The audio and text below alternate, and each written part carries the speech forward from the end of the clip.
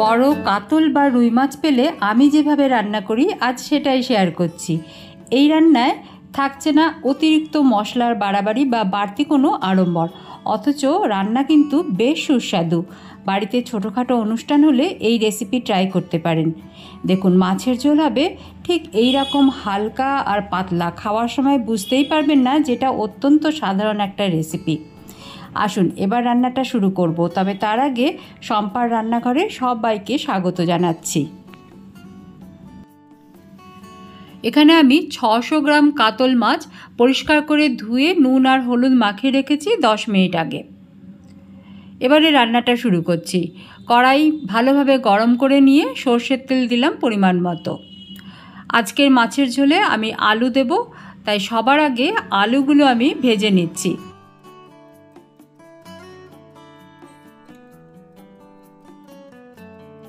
অল্প একটু নুন আর হলুদ দিয়ে ভালোভাবে মাখিয়ে নেব, তারপরে আঁচ লো করে ঢাকা দিয়ে কিছুক্ষণ রেখে দেবো, তাতে আলুগুলো ভাজা হওয়ার সাথে সাথে একটু নরমও হয়ে যাবে। এখানে আলু রয়েছে 12 পিস, পার পিস মাছের জন্য আমি 2 পিস করে আলু দিয়েছি। বড় মাছের ঝোলে আলুটাই বেশি ম্যাচ করে। এবারে ঢাকা দিয়ে রেখে দিচ্ছি কিছুক্ষণের জন্য।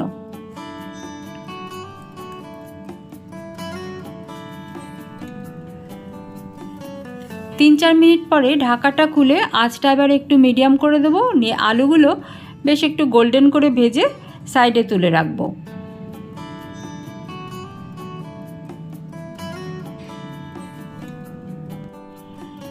আলু ভাজা হয়ে গেছে, এগুলো তুলে সাইডে রাখছি। এবারে এই তেলের মধ্যেই মাছগুলো ভেজে নেব। দুটো দুটো করে মাছ আমি ভেজে নিচ্ছি, খুব কড়া নয়, আবার একেবারে হালকা ভাজাও হবে না, কিন্তু বড় মাছ এটা একটু কড়া করে ভাজতে হবে। আঁচ লো করে ভেজে নিচ্ছি। মাছটা ভাজা হতে থাকুক, ততক্ষণে একটা মশলা মিক্সিতে পেস্ট করতে হবে। সেটা কিভাবে পেস্ট করতে হবে আমি দেখিয়ে দিচ্ছি। একটা টমেটো নিয়েছি মিডিয়াম সাইজের, আর দিচ্ছি স্বাদ মতো কাঁচা লঙ্কা। ঝাল হওয়ার জন্য আমি কাঁচা লঙ্কাই ইউজ করলাম। এর মধ্যে অল্প একটু জল দেবো, কারণ মশলাটা একদম মিহি করে বাটতে হবে।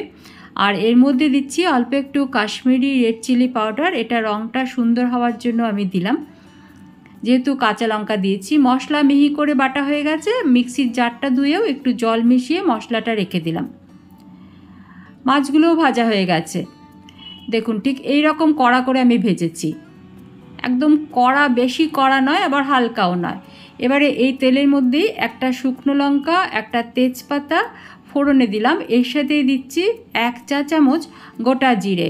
মাছের গায়ে বেশ তেল ছিল, তাই আর তেল অ্যাড করতে হলো না। ওই তেলেই কিন্তু মাছটা ভাজাও হয়ে গেল, মানে মাছের তেলে মাছ ভাজা হলো, আর বাকি রান্নাটাও এই তেলেই কমপ্লিট করা যাবে। জিরে, শুকনো লঙ্কা, তেজপাতা ভাজা হয়ে গেলে এর মধ্যে একটা মিডিয়াম সাইজের পেঁয়াজ ভীষণ মিহি করে আমি কুচিয়ে রেখেছি, সেটা ভেজে নিচ্ছি। হালকা করে ভাজবো। পেঁয়াজ ভেজে একেবারে বাদামি হয়ে যাওয়ার আগেই এর মধ্যে বেটে রাখা মশলাটা দিলাম।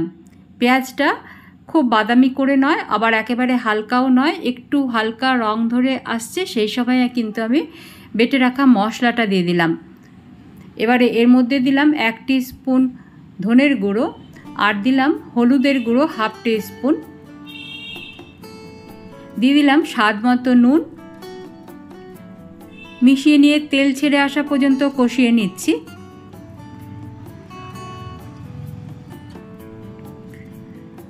মশলা থেকে তেল ছাড়তে শুরু করেছে, এই সময় দিয়ে দিলাম অল্প একটু চিনি, তাতে রঙটা আরও সুন্দর হবে।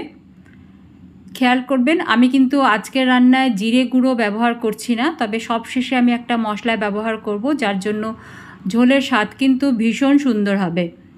মশলাটা বেশ ভালোভাবে কষিয়ে নিতে হবে। দেখুন তেল ছাড়তে শুরু করেছে। এবারে এর মধ্যে আমি পরিমাণ মতো জল দিয়ে দিচ্ছি, হালকা গরম জল বা পুরো গরম জলও দিতে পারেন।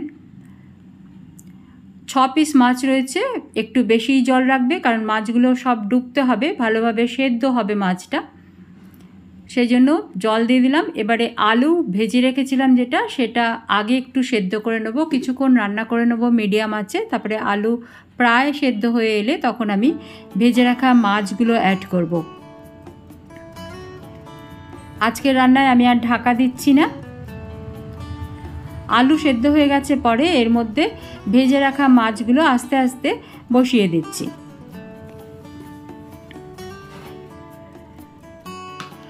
পাকা রুই বা কাতলা মাছ পেলে এইভাবে একবার রান্না করে দেখুন, বেশ সুস্বাদু হয়।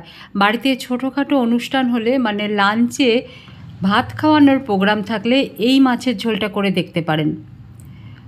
ভীষণ সুস্বাদু একটা মাছের ঝোল, আর কিছুক্ষণের মধ্যেই কমপ্লিট হয়ে যাবে। মাছগুলো 3-4 মিনিট মিডিয়াম আঁচে ফুটিয়ে নিচ্ছি।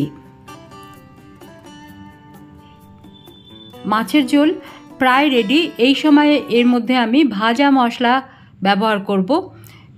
জিরে, ধনে, শুকনো লঙ্কা একসাথে রোস্ট করে নিয়ে গুঁড়ো করে রেখেছি, সেই মশলাটা আমি সব শেষে 1 চা চামচ পরিমাণ দিয়ে দিলাম। এই ভাজা মশলা কিন্তু মাছের ঝোলের স্বাদে একটা অন্য মাত্রা এনে দেবে। দেখুন ঠিক এই রকম পাতলা হবে ঝোল, কিন্তু খেতে ভীষণ সুস্বাদু হবে। এবারে ফ্লেম অফ করে দিয়ে ঢাকা অল্প ফাঁকা করে রাখবো, নিয়ে 15 থেকে 20 মিনিট অপেক্ষা করে পরিবেশন করব গরম ভাতের সাথে। আজকের রেসিপি আপনাদের কেমন লাগলো আমাকে বরাবরের মতন জানাবেন। নতুন বন্ধুরা আমার ঘরোয়া রেসিপিগুলো দেখতে আগ্রহী হলে চ্যানেল সাবস্ক্রাইব করে সঙ্গে থাকবেন। আজকে তাহলে আসছি। সবাইকে ভালো থাকার জন্য অনেক অনেক শুভেচ্ছা, আর সঙ্গে থাকার জন্য অনেক ধন্যবাদ। সবাই ঘরোয়া খাবার খান, সুস্থ থাকুন। আজকে তাহলে আসছি, ফিরে আসবো খুব তাড়াতাড়ি আবারও কোনো সহজ ঘরোয়া রেসিপির সাথে। ধন্যবাদ।